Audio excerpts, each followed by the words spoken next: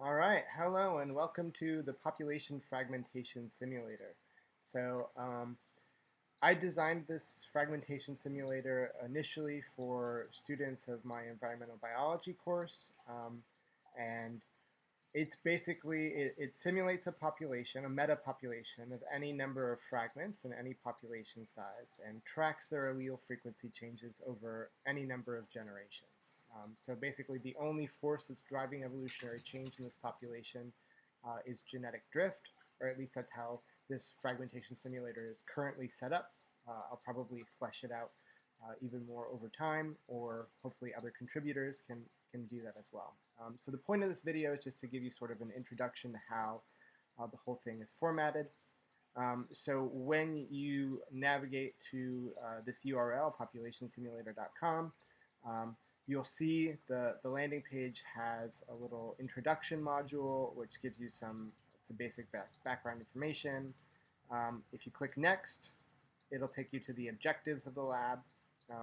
By the way, you should navigate between these modules using previous and next, never using the back button and the forward button up here in the browser, as it says right here. So it gives you, you and the students a list of objectives, walks you through some vocab.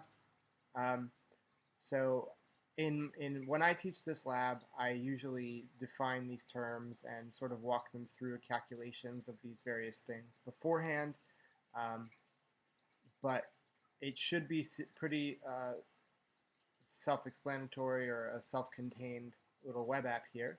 If you click next, it actually has a set of instructions for the students, the first one being to open a spreadsheet. So when they click on the spreadsheet link, it pulls up a Google spreadsheet, and there are color-coded different populations or different groups. So what you would do is you would assign students to any number of these groups, and I have up top designated population sizes that any given pair or three-person group of students should be using in their simulations. So let's say I assign Amir and Amanda population 1, which has a population size of 10. Their job is to then calculate allele frequencies, and then use those allele frequencies to calculate genotype frequencies and eventually expected heterozygosity. So there are populations that have pretty large population sizes, and then there are other populations that have pretty small population sizes, and then there are a couple that are fragmented, right? So population 6, for example, it has a total population, it's a meta population of size 10, but split into two populations, each of size 5 individuals, and then later 4 individuals, as we'll see. Okay, so that's the link that they're supposed to open to track their allele frequencies on their spreadsheet. They should definitely get some practice calculating allele frequencies and then genotype frequencies, assuming Hardy-Weinberg equilibrium expectations. And then finally, calculating expected heterozygosity, which is exactly what it sounds like, just the expected frequency of heterozygotes in their population. And it reminds them to track allele frequencies for every single fragment that they break their population into. Okay, so what I would recommend doing is just breaking students up into student groups and then assigning them populations, meta-populations, with given fragment numbers and given total population sizes. I have my students track it for 10 generations, but of course the web app can track fewer or more. They enter the allele frequencies in the spreadsheet as they go, and then after the fact, or while they're doing it, they can then calculate expected genotype frequencies and expected heterozygosity.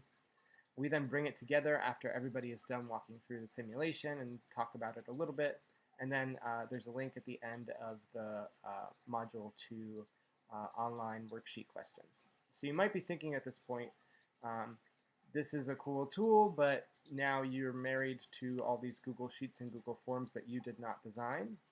And I agree, that is an objection. So I recently actually implemented this little instructor section. So if you click this little hamburger menu up here and then click on instructors, you can actually design and then enter the URLs of your intended Google spreadsheet and then your Google form, which will have some worksheet questions that you can ask your students at the end. So if you enter nothing here or not a valid URL, it shouldn't let you submit, which it doesn't. But if you enter a correct URL, it will then change the link URLs to these two that you've entered. Okay, so let's go back to the main genetic drift component. Okay, so we've walked through the introduction, the objectives, the vocab, the instructions, and now they get to create a population, right? So all of these form items are pre-populated with, so you have 10 individuals in one fragment. We could change that to 2 fragments or 3 fragments or any number of fragments, track them for any number of generations. And what they are tracking is they're tracking one gene. So it's a gene for spot color in these snarl-toothed draggles, as we'll see. So snarl-toothed draggles are a diploid, monogamous, simultaneous hermaphroditic population with replacement level fertility. So each individual pairs up with only one other individual, and they only have 2 babies. The web app tracks one gene, which is spot color, with 3 alleles: green, blue, and magenta. Okay, so the form is set up so that they can't actually pick allele frequencies that don't sum to 1. And after they have numbered that, or decided all these things, they can't pick negative fragment numbers or 0 fragments or anything like that. So it will yell at them and prevent them from making a lot of mistakes. So we'll click Generate, and you can see that the generation is tracked here. So we're looking at the first generation, technically the 0th generation. Doesn't really matter. And then it tracks subpopulations. So we only had one subpopulation. So all of our individuals are grouped here. And you can see each individual has a name, just a ridiculous name. And you can see what the draggle looks like, and you can see the 2 spot color alleles that this individual bears. So this is Love Muffin is a heterozygote. They have 1 blue allele and 1 green allele. Baby Boo is a homozygote for green alleles. And this population will be as representative as possible of those initial allele frequencies that a student entered into the form. Okay, let's say you made a mistake at this point. You wouldn't hit the back button. You would actually navigate back to the previous stepper here and click Clear Population.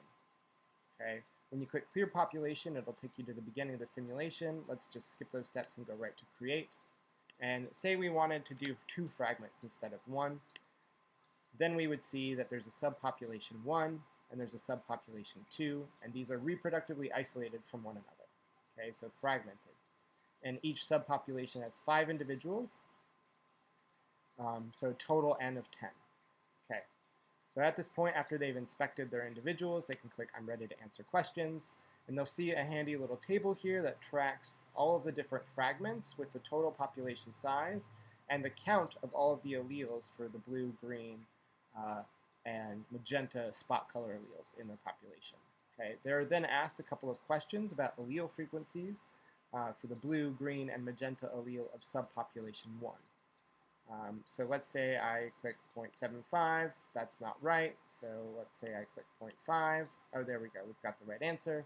You can click next question. The students don't have to answer the questions, they're just strongly encouraged to. After they visit the 3rd question, this button, this next button appears and they can navigate forward. Before that, they can't navigate forward. So you click next, and the web app prompts them to calculate allele frequency for all subpopulations. So the questions essentially force them to calculate allele frequencies for subpopulation 1, but if your student is in a group that needs more than 1 fragment in their population, they'll have to track those independently, right? So this is a prompt reminding them to do that. So the place that they would track that would be in the Google spreadsheet that you or I have created for them to do so. Okay.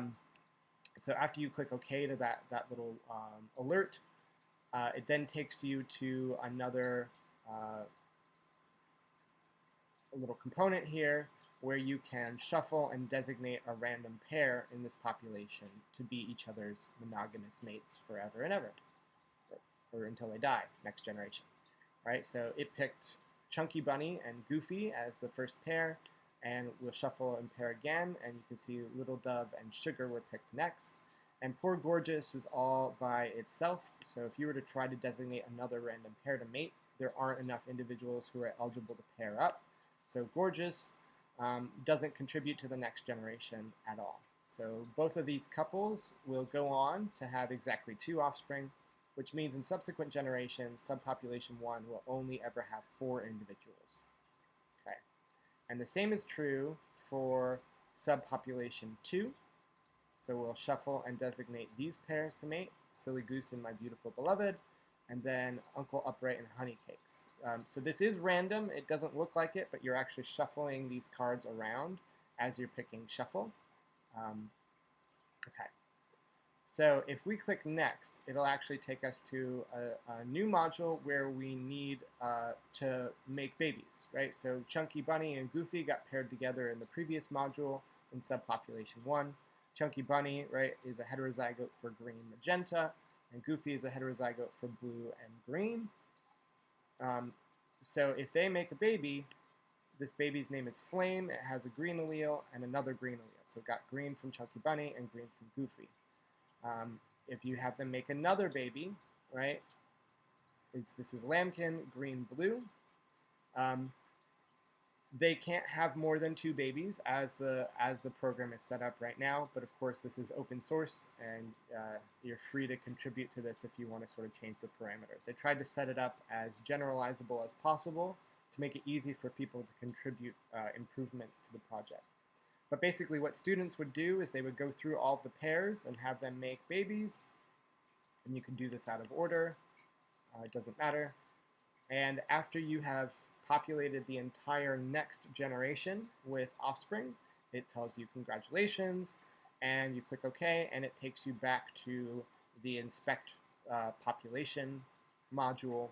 But now we're looking at generation 2, right? So here's our Flame and Lambkin, if you remember. We've also got Sweetie and My King. Those are our 4 new individuals in subpopulation 1. And interestingly, right, we've already seen allele frequencies change in this population, right? So notice there's no selection here, there's no migration, there's no random, non-random mating, and there's no mutation, but we do have small population sizes, which means that there is genetic drift, right? So the only force that's driving allele frequency changes in these populations is genetic drift, and already we're seeing with this small population, allele frequencies have changed quite a bit, right? There's many more blue alleles than there were before. Subpopulation 2 does seem to have all alleles still present and accounted for, but green seems to be pretty frequent. Okay, so we're inspecting generation 2. After we're done, we're ready to answer questions. Now we can see that the table has been fleshed out with fragment 1 and fragment 2 of generation 2, and it's provided the allele counts for all of these. So students can answer these questions, click next question, next question. As soon as they visit question 3, this button becomes available for them to move on, making sure that they've calculated allele frequencies for all of their subpopulations, right? Both 1 and 2 in our case right now. Okay, so now they're going to once again shuffle and assign random pairs to mate.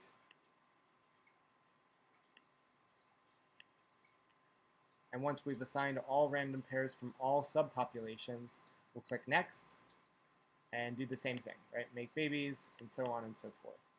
Okay. Right, so you keep doing this for however many generations you ask for.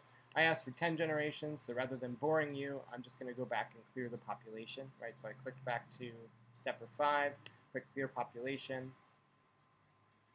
Okay, let's go back to create population. Let's track 2 fragments, but only for, let's do 1 generation this time around. Okay, so we've done it. I'm ready to answer questions. We answer our questions. Click next. Okay, and since there were no babies we had to make, because we only had 1 generation that we were tracking, we'll go ahead and click I'm ready to answer some final questions. So once again, it provides a link to the spreadsheet. It also provides a link to a Google Forms worksheet that has some questions, so students can fill these out and answer these, and then just click submit. Again, if you don't like the questions that I designed on this particular Google form, or say you don't have access to the spreadsheet results from these form submissions, you can actually enter your own Google Form URL here. Okay. Thank you very much. I hope that you find this tool a useful way to teach students about the role that genetic drift plays in allele frequency changes, and especially from a conservation biology point of view, the role that population fragmentation plays in increasing the rate of allele loss due to drift. All right, take care.